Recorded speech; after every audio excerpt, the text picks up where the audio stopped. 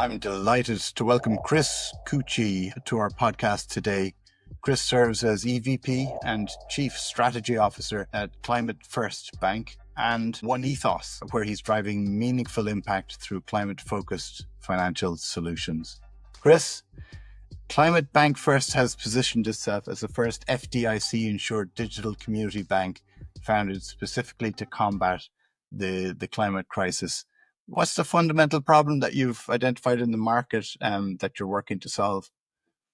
Yeah, so fundamental problem, and great to be here with you, Stephen. Fundamental problem is that one of the biggest drivers of climate impact, of carbon impact for individuals, the thing that they can do to make the most impact is look at where they're putting their money and put their money with a financial institution that is doing the right things for planet and for people. So recognizing that, we said let's start a organization that is authentically dedicated to positive impact on planet and people, give customers across the United States the opportunity to place their money with that bank and to go to sleep at night knowing that the money that they put in our bank is being redeployed into impactful projects, including renewable energy and nonprofit finance, affordable housing, all of these things that contribute to a healthier and more resilient community. So that's the problem that we're working to solve. Super. And may I ask your community, what is the community that you're founded around? Yeah, so that's a great question. We call ourselves a digital community bank because we feel like, and I think we've all experienced this with the internet and social media, community is no longer constrained by geography. A community is a set of people who share a common set of values and morals and standards, and that community can transcend geographies. So as a digital community bank, we are engaging with a community that spans across the whole country. We formed originally in the state of Florida. That's where many of us were from. Our founder, a guy named Ken LaRoe, had built and scaled two banks prior to this in the Florida market. And they were both what I would call a traditional community bank model, where they were very geographic focused. With this bank, his vision was that we would expand nationally, which we have already begun to do. And we would be able to serve customers across the country and meet all of their needs, both on the consumer side and the commercial side, with deposit and loan products. Super. And I understand though that like serving with the bank, but also that you've created a fintech to support that. Can you explain how this fits together?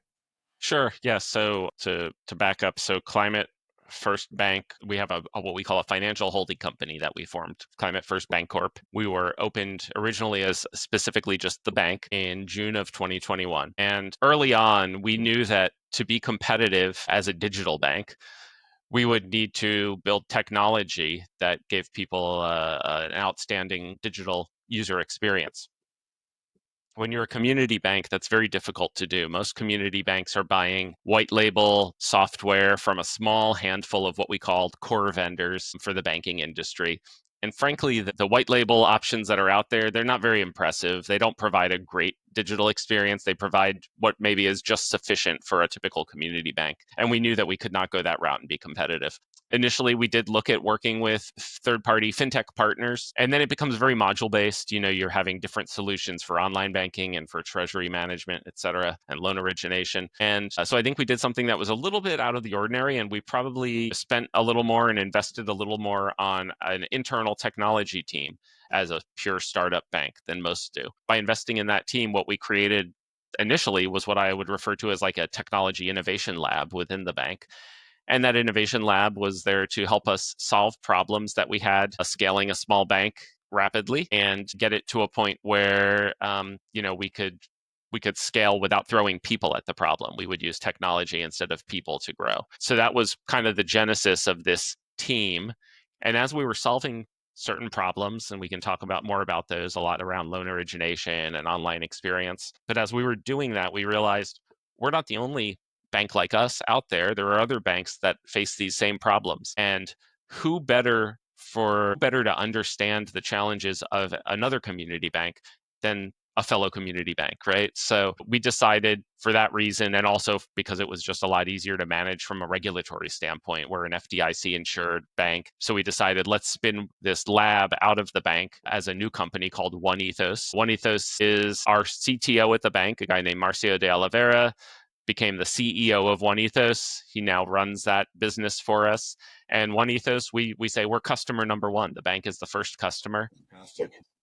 for better or for worse. The great Yes. thing is we get access to all of these outstanding digital tools first. And then at the same Great. time, I think we become the beta testers sometimes for some of these new concepts. And then Yeah. eventually we are able to offer those to other financial institutions who have similar problems.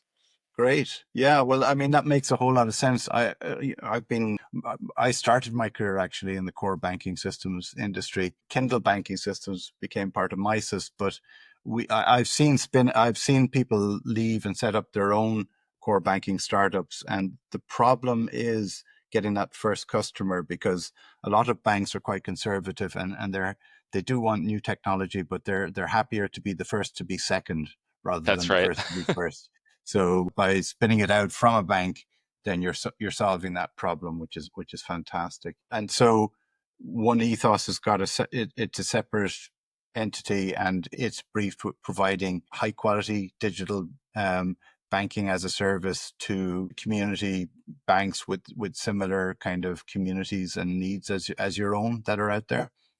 That's correct. Yeah, the initial product that we really launched with OneEthos was a more of a lending as a service model, and it really addresses the consumer solar finance market in the US. We saw some Yeah. major opportunities in that space to make it a more consumer focused lending solution. I think today that what we saw was that the other lending that was available was primarily non-bank lenders.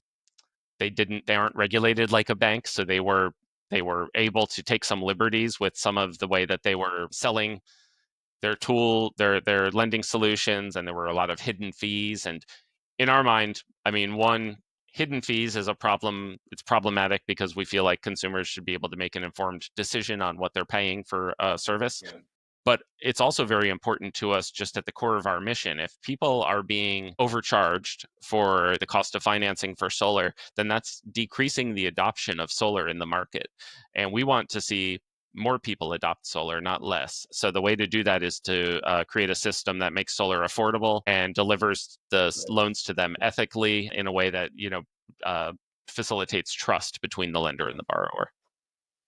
Brilliant. And may I ask, I can understand the logic of all of that, and it does link back to your ethos.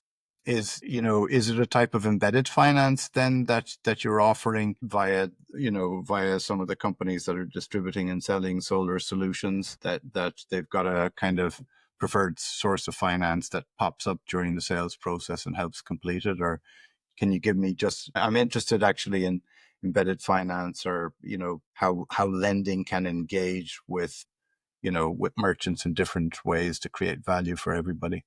Yeah, I would say one of the big value drivers for OneEthos is what we call the demand generation component of the solar lending platform. Yes. And Yes. the way that works, and this came from us. When we started the bank, we said we want to do consumer solar lending, and a customer would contact us and say, I want solar on my house, and we would say, give us all of your financial information and we'll call you back in a week with an answer. That was not going to work. They could go to a fintech and apply online and get an instant credit decision. The other Yeah. thing that we recognized very quickly is that going direct to consumer was the most cumbersome and least effective way for us to grow market share. The market is driven by the solar salespeople, the installers, who are Yes. telephone, SEO, and door-to-door marketing every single day. So we had to engage those installers and solar salespeople by providing them with a tool that added value in their sales process, and that gave them a frictionless loan financing solution. So Great. what we developed was a fully automated digital underwriting solution. It takes 3 minutes to fill out our application and less than 30 seconds to get a credit decision. Fantastic. So Initially, yeah, go ahead. I'm sorry. open banking then, in order to be able to get those pieces of information, transaction history, as well as the credit score. So have you got that kind of permissioned access to, Yeah, it's a banking great question. history? Yeah, yeah. Yeah, so using a variety of things, but Plaid integration, Yeah, of of course. course, working with, I think, it's Experian, I believe, is who we pull our credit reports from. And then we use, you may be familiar if you're from the core world, but we use a banking software called Decision Pro, and Decision Pro helps us with calculating the debt to income ratios for the front end of the underwriting. So yeah, variety of um, Great. API integrations that we do from different tools to call and get all of the information to make that instant credit decision. Fantastic. And like, that's not a trivial undertaking, but it's working well. I understand that your bank is one of the fastest growing in the States currently. Yeah, yes, we going back at least to 2009, we're the fastest growing new bank in the States. So we're about 4 years old, and we just exceeded 1.2 billion in assets about a month ago. So very rapid growth Fantastic. for a small bank. And fantastic. So you spoke earlier then about the typical experience of a community bank where you're relying on a third party provider, and it's about adequate, but that you've gone out to, I suppose, you're focusing on the needs of your community. You're looking at the user experience. You're making it seamless, and there's that kind of demand generation aspect to it. So that's really the classic fintech play, though, isn't it? Where that the differential in, by focusing it around the user experience and making that very, very positive and easy to use, that it people go, yeah, it was great. I was able to get my financing for my solar. The whole thing wrapped up very quickly, and there was no back and forth with my bank or whatever. So it looks like you've really kind of that problem in a way that's driving massive growth and value now in your bank, and presumably in OneEthos too. Absolutely. That's been, you know, obviously it was a thesis, and it's something that has been confirmed that, of course, we have to make this. We look at a few different parties as our clients, right? The customer, the borrower, or the depositor is a client, of Yeah. course. But then the solar salespeople, solar installer is a client, and in some cases, other financial institutions are also our clients. How do we make this process? Number one, how do we facilitate trust and authenticity in the process? And then, of course, how do we create an experience that is smooth for everyone and also compliant? We are a bank, and we're regulated, and we're working with other Yes. regulated industries. So how do we make this, as compliant and secure for everyone as possible? Absolutely, absolutely. And so I'm fascinated now because I'm thinking about the funding journey. Because there's a few different things going on here. There's a digital community bank, there's a fintech, and then there's also is there probably private credit being used to fund the loans, or do you have deposits from the bank, Yeah, it's a or good just, question. yeah, Yeah, so and there's today, probably VC in there too, maybe, I don't know. yeah, no, today, so great questions. The way, and one of the things that we've talked about over the last few years is, wow, a financial holding company is such a compelling delivery vehicle for startups, for startup culture, because the day you open the doors of a bank, you begin monetizing. Revenue generation happens. You may not be profitable right away, but you are generating revenue. As you're generating revenue, you're able to, if you desire, to start to fund something that's maybe a little bit more of a longer play, but with a lot of upside, like a fintech. So that was the luxury that we had. Starting the bank, by the way, we raised capital from our CEO and founder, Ken LaRoe. This is his third bank. So he went back to prior investors from his last two institutions, and many of us went to friends, family, clients, and raised capital. Initially, I think we had about 200, 250 individual investors, which was everything from friends and family to venture funds and some impact funds, things like that. In all, we raised 42 million in the first round. We had a second round that closed in 2 years in. So in June of 2023, we raised another 35 million. And then most recently, we just closed a third round, raised about 45 million. So total to date, we've raised right around 120, 125 million in capital to continue to fuel the growth of the bank. We are a full service bank, so we bring in deposits from customers. We have customers in all 50 states Yes. and actually some in the UK, Great. interestingly, but nationwide today in America for sure. So we have the capital base, of course, which we can leverage to grow the bank. Yes. And then we have the deposits that we need to fund loans. So as OneEthos helps us originate those solar loans, we book them to the bank's balance sheet. And some of those stay on our balance sheet, but then we also sell loans to others. We Yes. sell through participation to other financial institutions or other buyers, strategic buyers. Yeah. Super. So you've got securitization going on, you've got deposits, got lending. That's Yeah. Not all quite seems to be. securitization yet, but Yeah. we're just doing individual like pools, paper sales. Yeah. Yes. Securitization is definitely on the horizon. Fantastic. Fantastic. So let's talk about the journey from a different perspective then. So I can see that the bank is making great strides in the market. So then does OneEthos have its own go-to-market? It's looking for other innovative players like yourselves to power their innovation. How is that journey going? Yeah, that is, I think we may have been talking about this before we recorded, but and I think you come from the core banking world, so you know the Yes. um, first customer is always the hardest. And when the first customer is a captive audience, right? It's Yes. us. The second customer is also difficult because it's hard to get those early adopters.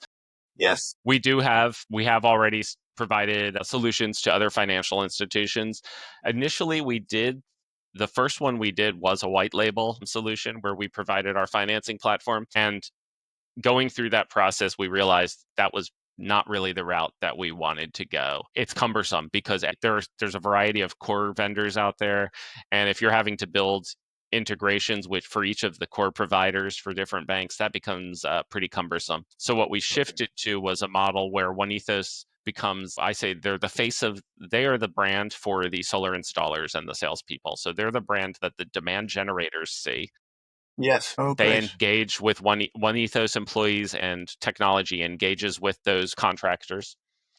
The contractors utilize our pricing tool to price a loan and our pipeline management tool at OneEthos to manage their projects. And as the financing is referred to their customers, the borrowers are then introduced to their financial institution partner. So based on their geographic area, it could be Climate First Bank or it could be Optus Bank in South Carolina, one of our partners that we work with. Depending on what geography they're in, that loan ends up getting booked to that partner institution. So Okay. that's how we kind of separate the two, is the banks are consumer facing and then Yes. OneEthos is really installer or contractor Great. facing. And does that end up that you create new dedicated digital lending channels into specific markets for banks? Yeah, it's beginning to, and it's interestingly, it hasn't been driven as much by traditional banks. It's been driven by green banks. So when I describe green banks, I'm talking, and I think actually UK had some of the first green banks in the world, but I'm talking about those sometimes nonprofit or quasi governmental type entities that focus on green infrastructure improvement. Across America, most states today have a designated state green bank, and then sometimes even at the county level, there are smaller green banks in operation. We have found those to be outstanding partners for us. And the reason is that they're the boots on the ground. They are in those markets. They know their communities. They know how to engage. They also know what the unique needs Yes. are in each community. And Yes. they oftentimes are equipped to provide financial incentives when it relates to solar. So things like credit enhancements. We could maybe work with a green bank and get a loan loss reserve on a portfolio in a market, or a rate buy down, a rate subsidy, or a rebate program. So what we've started to do now is, as a customer applies for a loan with us, they put their address in, that's geocoded, right? And then we know what incentives exist with one of our partners in that given geography. And based on that, we give them a unique loan offering that is customized based on the local incentives that are available to them. We found that to be highly beneficial. It helps us to scale in a new market, and it also is providing more affordable financing at most of the time for the consumers. So is it that local green bank that is fully aware of whatever incentives are available in the local county and can kind of integrate them into the financial package? It is. And in fact, most of the time, the green banks are the ones providing those financial incentives. So we've had instances. One great example is in Montgomery County, which is in Maryland, but it's a suburb of Washington, D.C. And it's like a lot of places in America, there are very, very wealthy neighborhoods in that county, and there are also very, very, disadvantaged low income neighborhoods in the county. And they were looking at ways to promote solar and make it affordable for everyone across the community. What we worked on with them is they allocated budget for a pilot program where they would buy down the interest rate on our loans for the first 10 years. Our loan is a 30-year loan for solar, and it's no Really? pre yeah, it's the Will the only panels, will the inverter last the length of the loan? Yeah, the inverters may need to be replaced. Panels typically do, at this point, the panels that are out there today, they have 25-year warranties, and in most cases are they can go 35, 40 years. So, Right. inverters are something that maybe need to be replaced from time to time, microinverters. But yeah, technology has gotten better and better. Also, while the payment is or term is a 30-year term on this, historically, the repayment on these solar loans is about 7.5 to 8 years, the average life. And the reason for that is that the way they're securitized is with a lien on the equipment, a pledge on the solar equipment. Right. And that in the US, we have title transfer, of course, that happens when you buy and sell real estate. It clouds title so that it has to be paid off essentially if somebody refinances their home or if they sell their home and move. Yes. And the average homeowner refinances or sells every 7.5 years in US. So we see those loans pay down pretty rapidly. We see about 15% payoff rate annually on that portfolio. And that's how we're able to get comfortable with offering a longer term. The longer term makes the payment more affordable because the goal is in solar generally, to increase adoption with consumers is make that payment as close to or less than their monthly utility expense. And if you can offset Yeah. their electrical bill expense with the cost of solar, then you're going to convert more. Got it. And like how much would say a typical home be spending? I know it varies, but annually on electricity, and then how much if they're getting solar in, what percentage you can they expect to reduce their bill by? Yeah, so let's assume a market that has no additional incentives from a green bank or something. They're just paying the market Yes. rate. On average, I would say you can experience somewhere between probably 10 and 15% savings by going to Yeah. solar. Yeah. The cost of Makes the sense. system, yeah, again, that's the easiest way to say it because it's relative. In Florida, the cost of average system is about $35,000 US for the solar. Yeah, And would that be 8 or 10 kilowatt hours on? probably about 11 kW system. Okay, 11, Yeah. and then you get the house batteries in for the kW hours, I suppose. Yeah, a lot of times people, especially now, because we're starting to see less and less net metering policy. It's starting to go away in the US. So as net metering goes away, it becomes more crucial that people have batteries. Also in Florida, Yeah. which is where I live, by the way, batteries are very popular because of hurricane season, power Yeah. outages. Yeah. So batteries have become a replacement for people who historically maybe had a generator for their backup power.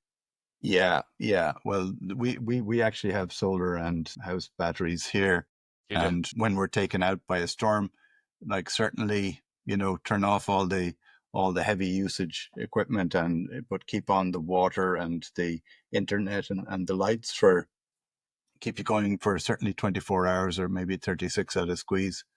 That's And great. it does contribute to resilience, I would say, climate resilience, as well as maybe helping to reduce the amount of electricity you consume from the grid.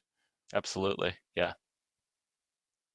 Wow, so that's fantastic. I'd be interested now just to check in with you, AI. agents and Gen AI, all of that. Can you tell me about that fits in with innovation and what you're doing and how you're deploying it? Definitely. I think any startup can relate to the idea that people are stretched. We have people when our team first started who had many different job roles across the company, and as you grow, people become a little more departmentalized, but the workload does not go away. In fact, I would say the workload continues to grow on everyone. Yeah. So there's a significant opportunity to leverage AI across any organization, but certainly one that's growing very quickly. We, of course, did the easy stuff first. I think the first place in our company that was utilizing AI was probably like the marketing department for creative and blogging and things like that. And then we are on the Microsoft ecosystem here, so we started implementing Copilot across the company and really starting to focus on who's somebody that we can identify as a power user in each department, someone who's Yes. technology friendly, they're interested, they're a fast learner.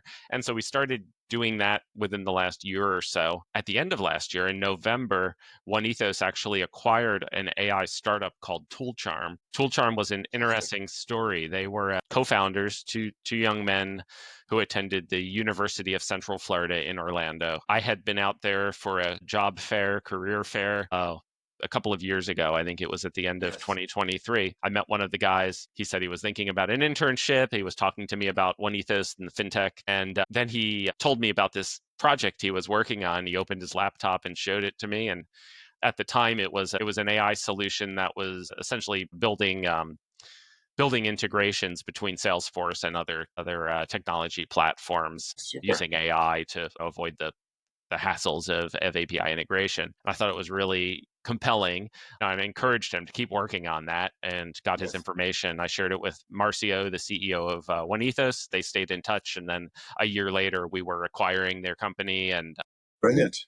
we brought them on to the team. So over the last 6 to 8 months now, I guess it's been about 8 months, we've been working with them to implement agentic AI across the organization. But the first place we started with it, of course, was in the consumer solar world with OneEthos. There were a lot of things that we were, like a lot of startups, we were doing manually. We had people working on in the background. So even though the customer experience was a fully automated Yes. underwriting and decisioning system, there Yeah. were people doing the UCC lien searches, people doing due diligence on the contractors to make sure we were onboarding reputable people. All of that could be performed so much more efficiently with agentic AI. So that was the first place where we started utilizing it, was a lot of those back office operations. Yes. Now we're starting to take that even into more complex areas like commercial underwriting, spreads, financial spreads, variety of areas across the company. Great, So Johns. it's really exciting. Yeah. That's great. And what framework are you using for the agents? They are, well, a lot of it is based on what they built through uh, through tool charm. So what they had built Yes. proprietary, but then using, of course, chat Open source. GPT, yeah, open Yes. source. Yeah. And yeah, so Excellent. it's been really exciting seeing that stuff Oh, develop. Also, that's I've been I wouldn't say I call myself a hobbyist with AI, but I would say I yeah. use it for work. I'm always trying to find new ways to utilize it. One tool that I've been really impressed with lately is Notebook LM from Google. For heaven's sake, yeah, it is great. Yeah. It is incredible. And for like so much of what I do is collecting different knowledge resources. Yeah. And historically, what I had was this Dropbox that I called the research wasteland, where I just had Yeah. these files Yeah. and files of data and white papers. Yeah. So now Now I've it's into started. that. Yeah. Now it's in Notebook LM, and I have these very Yeah. specific. If I have a question on solar project finance, I have a notebook for that. If it's a question on commercial real estate lending, I have a notebook for it. And it's incredible to me Yeah. how quickly these tools are evolving. No, it is. It is. And like I use Notebook LM as well. And in fact, we've used it in a couple of cases where there's these long, specific, ongoing projects that are very heavy with archives of messages and documents, and that you need timelines and summarizations and analysis and all of that kind of stuff. The only thing I would worry about with it is a potential siloization of information, or you might be saying, am I going to put it into this one or that one? And then you're thinking, okay, well, how can I get the benefit of the knowledge in the two kind of repos? But look, that's that's a first world problem, I guess. Definitely. No, I've actually been doing some reading, and that's something that others have brought up as well. I saw someone who talked about an all-in-one notebook, but I think Yeah. they limit you to 50 resources. So I don't know if I could do an all-in-one because I have a lot of resources I would want to Yeah. upload. Yeah. Well, our AI lab is looking, one of the great sources, of course, of information in the enterprise is the transcripts of the conversations. But they can tend to get siloed again. So we're looking at trying to create a sort of a permission database of transcripts that go across the different divisions of the company, but that can be synthesized in different ways or orchestrated so that you can avoid that kind of siloization of knowledge, even when you're using cutting edge technologies in AI. So, but anyway, Love it. there's always more things you can do, and it's exciting. It really is. Yeah, and obviously with AI being implemented into so many of the other software solutions that we use, that's been really exciting. Where OneEthos is an example, they use Airtable for a lot of their data Right. management on the back end, and I know that there's been some AI enhancements to that. Monday.com for project management has Yes. started to implement some pretty handy AI, so we're seeing some good benefit there. Yeah. When we started, we this was certainly bootstrapped from a technology building standpoint. It was a very small team. So the OneEthos solution, initially the lending product, it was built through Prelim, which you may be familiar with, which is like a low code, no code solution for Okay. fintech Yes. applications. Yes. And then after that, that got us to the MVP. We had 10 installers. By the end of that first year, we had 100 installers now that we were working with, and 2,000 sales representatives. And we were starting to outgrow the limitations of what had been built with that MVP and prelim. And it was at Yes. that point that we, through an acquisition, we brought on a co-founder from Marcio, who is a really talented developer, and he basically rebuilt the entire application from the ground up, with all proprietary code. So we replaced that low code, no code solution with something a little more robust. But it's Yeah. these tools have enabled so much. A couple of years ago, everybody was talking about low code and no code, and now AI assisted coding is here, and Yeah. it's incredible No, what you're able to it accomplish with is. it. It is. And I think it's as well, during the different parts of the journey that you can have an MVP that's able to get you from here to here. And then, you're here and you've got different needs, more scalability, more complexity, and that you can re-engineer. I'm seeing some places as well where people are looking at legacy code and saying, "Hey, we want to kind of re-engineer that to a more modern kind of platform," and then saying, "Well, can we bring it into the AI lab and can we, you know, can we kind of re-engineer it without recoding it, or at least do that with the help of AI?" So there's a lot Yeah, of it's incredible. I mean, I think re-engineering a lot of legacy code like that, and then also prototyping has become so much more achievable by yeah, the non-technical person, or at least somebody yeah, who isn't a coder by trade. the It's really vibe exciting. coding. Yeah, vibe Absolutely. coding. Yeah. Yeah, yeah. Cool stuff. So look, I just kind of bring us towards a close of the conversation by asking you about what's on the horizon for the next 12 months and what are the big challenges in that period that you're facing.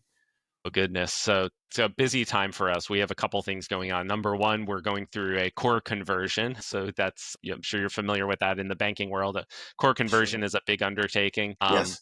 And we'll be publicly sharing, I think, who our new core provider is very soon. That's going to be a lot of work. Along with that, because we love to give ourselves too many things to work on, we're targeting an IPO in September of 2026. So, of course, the markets will dictate that, but we are targeting going public in Great. late 2026. So there's a lot of work being done right now in preparation for that to get us, on board with the SEC and everything.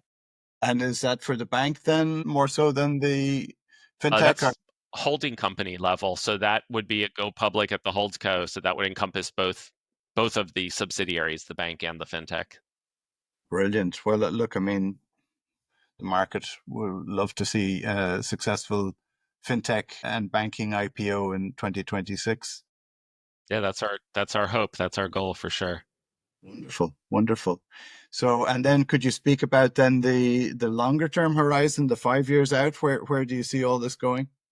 Yeah. So on the bank side, I think our goal is continue scaling the bank. We believe that will happen organically as it has, but also likely through some strategic acquisitions. So we have ongoing looks at potential acquisition targets, which we've been doing for a couple of years now, and we're still looking for the right opportunities, but we continue to keep them on our radar. And then on OneEthos' side, we're expanding beyond. So we started with this consumer solar product.